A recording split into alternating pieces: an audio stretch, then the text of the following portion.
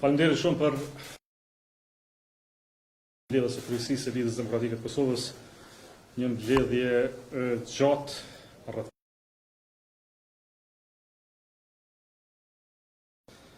diskutuam për procesin e fundit zgjedhor dhe rezultatin e Lidhjes Demokratike të Kosovës. Vlerësuam se është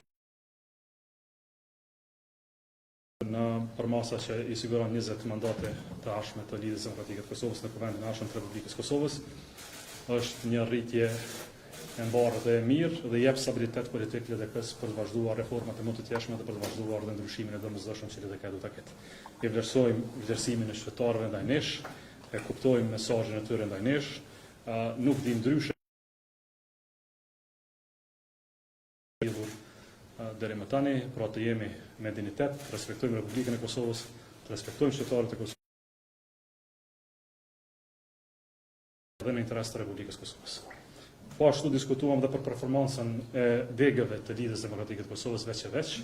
Vlerësuam qytetet e degët me performancë të mirë, siç e vlerësuam dhe ato me performancë jo të mirë gjatë këtij procesi zgjedhor, të gjitha bashkërisht një nga një. Tani sa përket pikës së shteshme të pozicionit politik të Lidhjes Demokratike të Kosovës, nisëm diskutime. Do të janë të vetme, do të vazhdojmë dhe në ditët në vijim.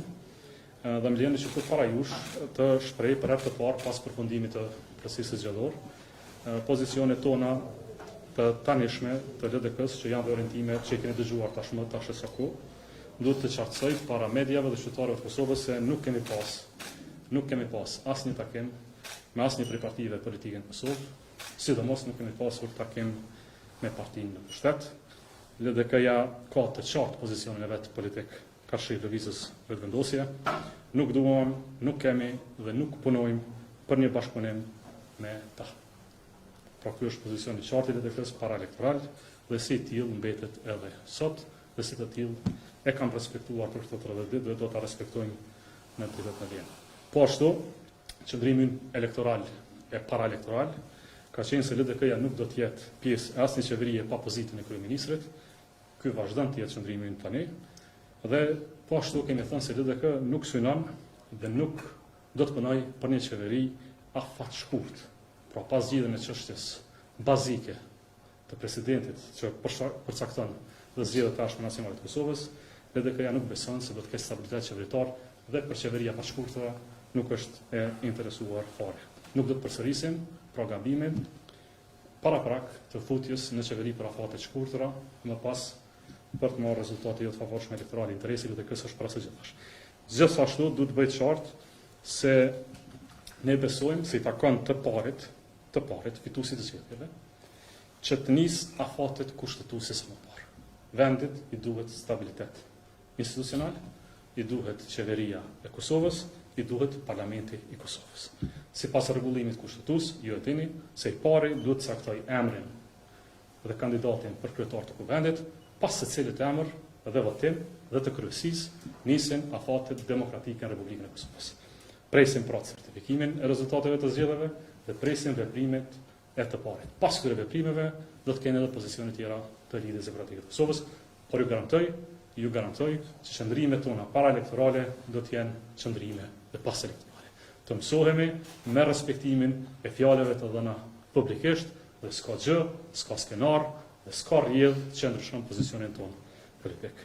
Ju kërkoj falje që pritet ka gjatë, këta që janë më të vjetër në LDK për 35 vite, më thanë që kjo ka qenë mbledhja më e gjatë në historinë e Lidhjes Demokratike të Kosovës, 5 orë e 7 minuta, por ishin 5 orë e 7 minuta të mira brenda shtëpisë politike, diskutime të hapura demokratike që ndodhin brenda LDK-s dhe vetëm LDK-s dhe rikonfirmim i rrugtimit tonë të ardhshëm drejt ndryshimeve të mëdha, edhe për LDK-n, edhe për Republikën e Kosovës. Jam i hapur për gjitha pyetjet e juaja. Shqipërinë për kandidaturën, dhe unë shkojnë në të di, a keni bisedu për reagimin e kandidatëve për deputet, për çështjet e votave të deputetëve në LDK, e para edhe e dyta, thatë që nuk keni për një bashkëpunim me vetëvendosje, por është edhe një propozim për një qeveri të opozitës.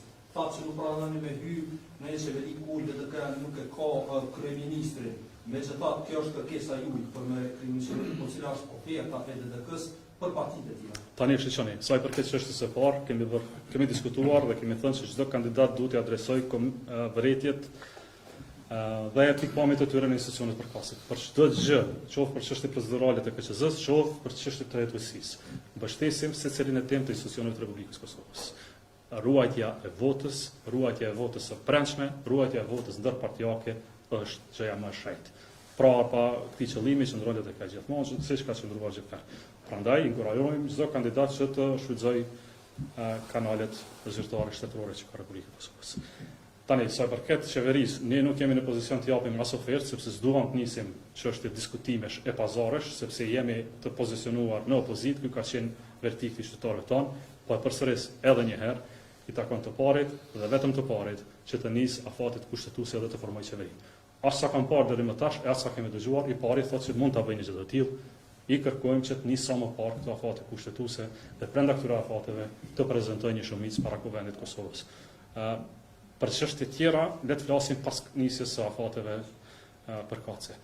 Ajo çfarë nuk duhet të ndodhë në Republikën e Kosovës është që të ketë prolongim të caktimit të kryetarit të Kuvendit dhe konstruimit të Kuvendit të Kosovës.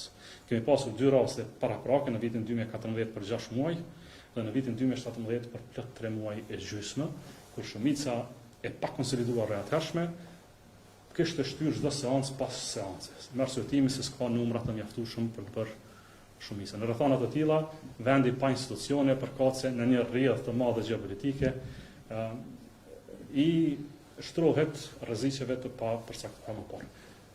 Unë nuk besoj se duhet të ketë tani më terme qeveri të pozitës e opozitës, sepse tani ka një rezultat përfundimtar. Nuk e dim kush është pozitë e kush do të jetë opozitë.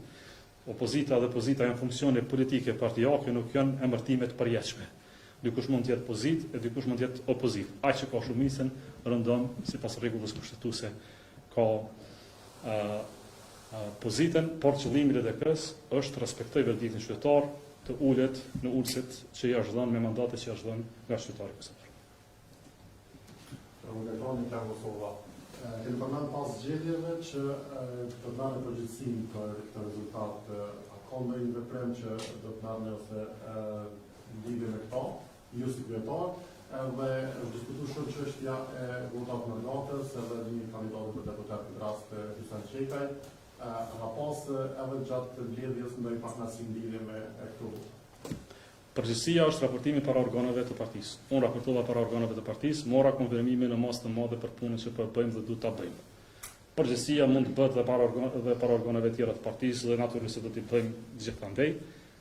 Ka vlerësim të qartë të strukturave të LDK-s që LDK është rritur, që trajektoria e rritjes duhet të vazhdojë, që ndryshimi duhet të vazhdojë dhe kë ndryshim do ta vazhdojë.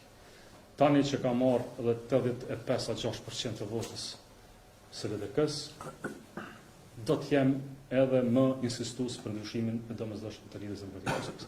Sa i përket votave të mërgatës, nuk mund të flasim me emra të përveçshëm. Ajo çfarë mund të themi është se LDK është i dëshpëruar që nuk ka arritur të marrë plot 40.000 vota siç ka projektuar më parë, për shkak të punës së madhe brenda 4 viteve të kaluara, por për çdo ankesë për atë sa është drejtë dhe e bazuar, janë institucionet përkatëse, le të drejtohen aty do të respektojnë. Nuk mund të pretendojmë rënim të procesit zgjedhor vetëm se është rrit LDK. Nuk mund të pretendojmë zhvlerësim të votave të mërgatës për një kandidat të mërgatës vetëm se partia në pushtet si ka marrë 51 mandate siç ka pretenduar. Nuk është argument thuhet se LDK është rrit dhe votat janë të pavlefshme. Kjo bie që ne s'kemi drejtë të rritemi asnjëherë. Por është qëllimi ynë që të rritemi dhe herën tjetër do të rritemi nga 20.000 në 40.000. Do të punojmë për një gjë të tillë. Ajo çfarë është e rëndësishme tani për mua dhe për partinë është që të vazhdojmë ndryshimin dhe po e paralajmëroj të nisim turneon e falënderimit. Do t'i falenderojmë tani 171.000 njerëz që na kanë votuar. Kemi qenë vetëm 110.000 njerëz, votues tan jemi 171.000 njerëz. Dhe për këtë ndjejmë vetëm falënderime. Pra edhe një herë insistoj në rrugën që duhet ta ndjekim si parti politike dhe për këtë kam mbështetjen e plotë të lidhjes demokratike të Kosovës, të cilën udhëheq në plot përgjegjësi e drejtë. Balkona prej, zotja Diko kam parasysh afatët kushtetues që duhet më ndjek se cila prej subjekteve politike, megjithatë cili është komunikimi që aktualisht keni me subjektet e tjera politike në opozit, pas parasysh që në bazë të numrave deri më tani as pushteti nuk i ka numrat e nevojshëm për me formu vetë qeverinë. A mundemi me prit një koalicion LDK, PDK, eventualisht edhe AK pas konsumimit të mundësisë prej partisë fituese, edhe çështja tjetër e përmendet postin e presidentit, a do të jetë, nëse mund ta quaj kështu, emri i një presidentit eventual të mundshëm prej temë e diskutimeve eventuale që ju si parti, si tabor politik mundeni me zhvilluar. Unë dhe askush nga njerëzit e autorizuar të LDK-s nuk ka pasur asnjë kontakt me asnjërin prej partive politike në nivel të komunikimit qytetar. Kemi pas komunikim të rijimeve pas zgjedhore që janë normale, timeve për qeverisën e ardhshme. Për 3 arsye bazike. E para, sepse të parit i takon afati kusht. Të tjerët s'kan se çfarë kërkojnë këtë afat, pra s'mund të mbledhin të tjerët për të konsumuar një afat që s'u takon, edhe po. Dhe e dyta, ajo çfarë ju shtruat bie ndesh me pothuajse të dy shtyllat bazike për cilat ne kemi pasur ndrim paralektoral. Por ne nuk besojmë në një qeveri që ka afat të shkurt. Nuk mund të jemi pjesë në qeverie për 6 muaj të ardhshëm, 7 muaj të ardhshëm, e pas të shkojmë në zgjedhje. Interesat të pozicioneve këto. Interesi vetëm është mbrojtja e lidhjes demokratike të Kosovës. Puna e madhe që është bërë për këto 4 muese për LDK. Mos harroni, pothuajse dërmuese për LDK është punë që duhet ta ruajmë me plot kujdes. Nuk gëzojmë që pas 4 viteve të përsërisim gabimet e njëjta e të futem duar në rezultate katastrofale. Edhe një herë po themi, unë është të mbrojmë LDK-n, sepse duke mbrojtur LDK-n, e mbrojmë dhe interesin e Republikës Kosovës. Nuk janë të ndara, duke mbrojtur LDK-n, po mbrojmë edhe Kosovën. Në momentin që se kemi mbrojtur LDK-n, kemi përfunduar me një LDK të përgjysmuar në 12%, pa forcë politike dhe më pas plot mund. Tani që jemi kthyer në 170.000 vota, pak a shumë baza e LDK-s që ka qenë historike, ne duhet të shikojmë përpara dhe krijimi i kauzave të reja tashme. Kjo është interesi ynë. Nuk ka pas komunikime të tjera, e afateve nga i pari, e më pas diskutojmë për rrethana të tjera, duke i mbrojtur.